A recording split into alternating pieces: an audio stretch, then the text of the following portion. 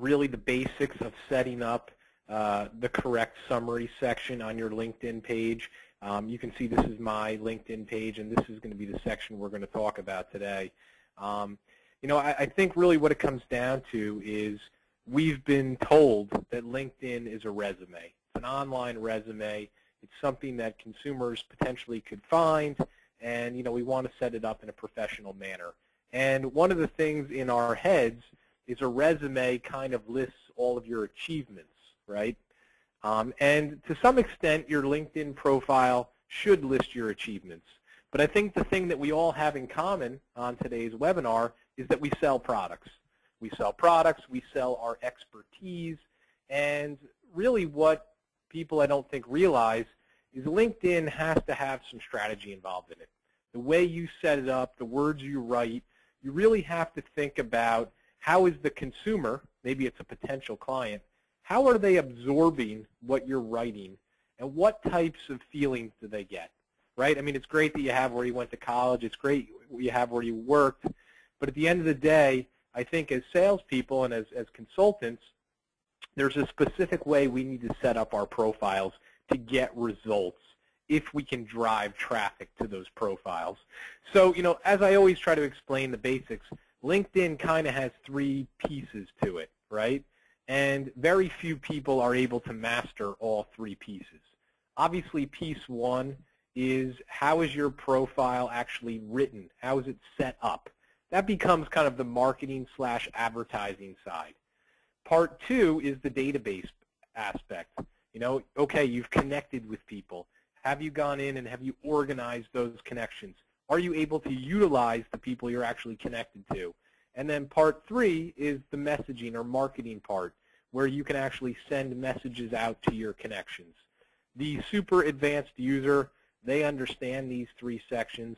They understand how they all work together, and obviously they're utilizing all three aspects of LinkedIn.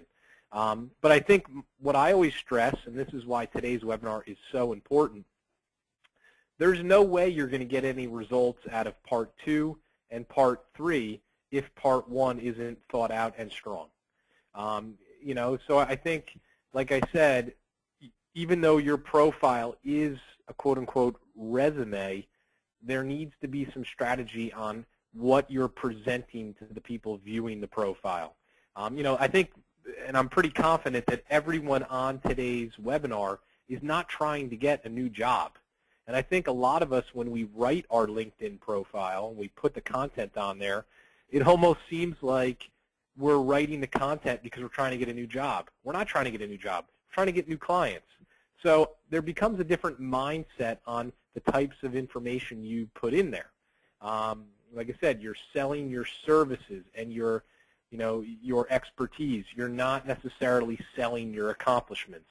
Not to say there isn't a place for these accomplishments, but we need to have a really good, healthy marketing aspect of LinkedIn. So what I want to review is the summary section, okay? And this is really the main section right here that potential clients, people maybe you just met with and they're Googling you, this is the section right here that they are going to really focus on. And it really becomes the most important part of your LinkedIn profile. So, most of you guys obviously sell insurance, a variety of other financial services. I find that, and I probably should have pulled up an example because we all could have laughed together, but I find that probably 80% of those people, this is how their summary section starts. It'll be something like this. I own Bob's Insurance. Bob's Insurance is a full-service independent insurance agency. We offer auto, home, business, life, health, and a variety of other services. Contact us today for a free consultation or quote. That tends to be the summary section I see for insurance professionals. Is there anything wrong with that? No, there's nothing wrong with it. But on the flip side, it doesn't really sell you. It just kind of says you're like everyone else. So what we should all kind of take from this webinar is to go into your summary section and make sure it has three key things highlighted in it. One, what do you specialize in? Okay. Two, why are you unique or better than the competition? And three, if someone's interested in doing business with you, Give them a way to contact you. So let's kind of go through this stuff. And make no mistake, guys, I am a believer of simplicity. I'm kind of the anti-English student. You know, my English teacher would say you need 5 pages for this thing. I would tell you you need 5 sentences. So I'm a believer that this verbiage here in this summary section, like 2 paragraphs, 4 to 8 sentences is all you need. You do not need some masterpiece, because at the end of the day, the consumer in 2015, they don't have time. They're moving quick. They're pretty much browsing. So you have to keep it simple and to the point. So let's go through what your profile should include. So again, what do you actually specialize in? This is always very hard, I find, specifically for people in the insurance industry. As salesmen, we just can't help to say, well, yeah, I specialize in, you know, commercial risk management for business owners, but I also do 97 other things. Great, we know you do 97 other things, but I think for this specific thing on this LinkedIn profile, you need to just focus on what your niche is, what you specialize in. Yes, we know you do other stuff, but the more specific you make it, trust me, the more new clients you're going to get. It's hard to kind of think like that, but in my opinion, that's what you have to do. So step 1 is to kind of pinpoint what is our main focus, and just tell the people that this is what we specialize in, you know, and that's a good start. The second thing you want to do is you want to make sure you kind of have 1 or 2 sentences on something you do which you feel is unique. You know, and it can be very broad. It could be as simple as, hey, you know, we specialize in offering, you know, Medicare solutions for individuals in Florida, and the thing that makes us unique is we sit down with every client we have and we shake their hand, and, you know, we try to understand your situation. That can be fine. My point is just something that the consumer can relate to. It doesn't have to be something that no one else in the world does, but something that obviously lets people know that you pride yourself in. And then 3, I know this sounds silly, but I want you to put your email address or your phone number in there, okay?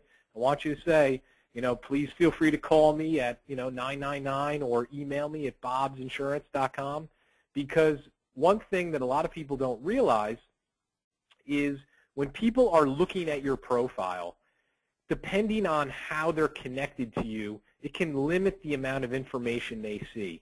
They may not be able to click on this contact info and get all your info. That may not appear to them. So do not assume people are going to do research projects to get in touch with you. Make sure you put your contact information right in the summary section. And you'll see I've done that. I kind of put my email address right in there. Very important. So that becomes the basics. Now, the thing I always get, people say, well, wait a minute, you know, where do I talk about when I started the agency and what we're great at and what, you know, all of our accomplishments? Yes, there's a section for that. That's the experience section. And maybe we'll talk about that in a week or 2. But in the experience section, that's where you can kind of say, hey, look, Bob's Insurance was started in 1918 by my grandfather. You know, we specialize in 87 different products. You can put all that in the experience section. But in this summary section, it's designed to, you know, convert people that are potential clients. So the next thing I always kind of get from people is, well, you know, Ken, we focus on employee benefits, or we focus on, you know, really, really intense commercial plans for, you know, very specific farmers or whatever. I can't market that in 4 to 8 sentences. It's unacceptable. So my answer to that is okay, that's not a problem. I understand you. LinkedIn does allow you guys, or allows everybody, under the profile to actually upload videos, PDFs, and PowerPoints.